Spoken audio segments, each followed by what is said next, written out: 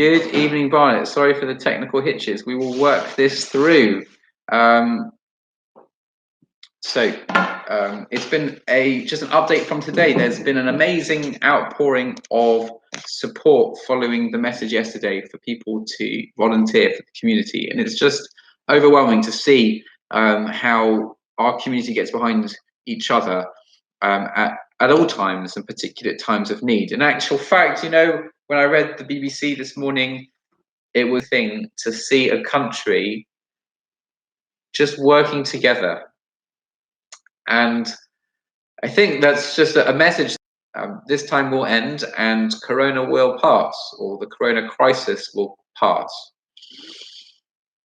And actually, at that time, I would predict there might even be a certain sense of loss, because there won't be that kind of background need, that background pressure calling us to be close to each other, to attend to each other as much, kind of pushing away all the Barnet community to have a British community, and that would be such a shame.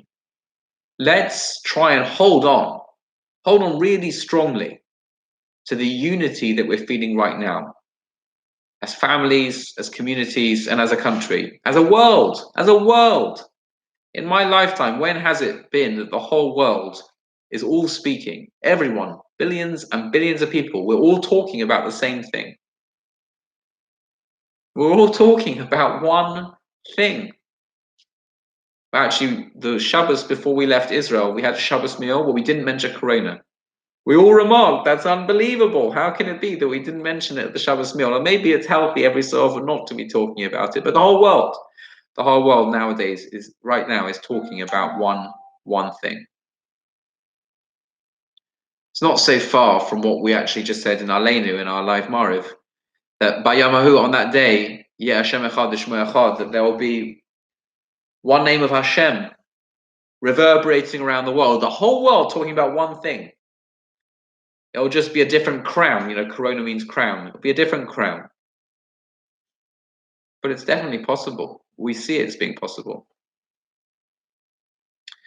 Other than the amazing outpouring of support from our volunteers, there's other work going on, not just in Barnet Cares, but also within the education department and with others in the Shul that want to ensure that we're offering amazing programming over the next few weeks.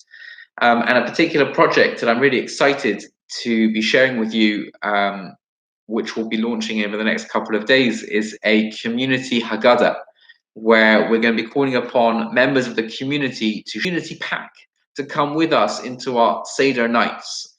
The Sedarim this year are going to be very different, because it's just going to be that one house altogether and maybe just one person.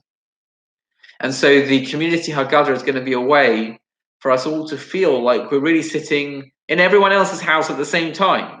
I'll be telling Mark's jokes, and he'll be maybe sharing one of my ideas. And Simon will be talking about something else. We're going to all be sharing different ideas from across the community on that Seder night. We'll be having each other to dinner, even though we will not be physically together. So we'll be launching that, and people can sign up to contribute different things to the Haggadah that we'll be creating together. I'd also just want to draw your attention to programming tomorrow, that Shoshana at 8:30 p.m. will be giving a fantastic presentation, a really hilarious presentation, and also really interesting. She's frowning at me, why should it be hilarious? Which is what to do with the limited resources for a Shabbat meal. And then on Sunday evening, we have the first of our Jewish meditation kind of basics courses. I think everyone can do with a little bit of mindfulness, a little bit of how to manage being alone and making the most emotionally and psychologically of this time, even in the face of the greatest adversity. They didn't change their names, they didn't change their dress, and they didn't change their language. 3 things that stayed their own, no matter the circumstances. And we said that one of the things that we can do is to maintain a structure to a day. But I think that there's also a certain sense in this time where we can all be climbing up the walls, and certainly the kids can be climbing up the walls, whereby we can almost lose a sense of red lines. And maybe those sort of red lines, put a timer on the Netflix, and that would kind of be a red line for me at this time. I know personally it's very easy while sitting at home just to be constantly snacking. So I'm only going to eat at this particular time, or at this meal or this snack time. I'm not going to eat in between those times. I'm only going to look at the news every hour or every 3 hours, because the currently more statistics, more restrictions, more lockdowns.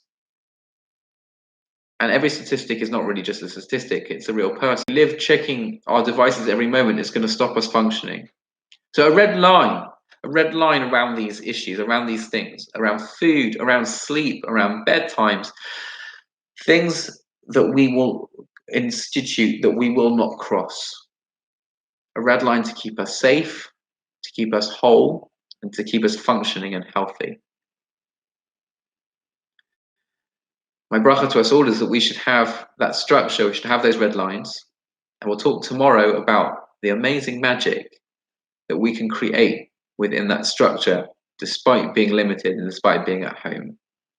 Speak to you tomorrow. We've got on YouTube this time tomorrow morning, Shacharis in the morning, Daf Yomi in the afternoon. Broadcasting company. Good night.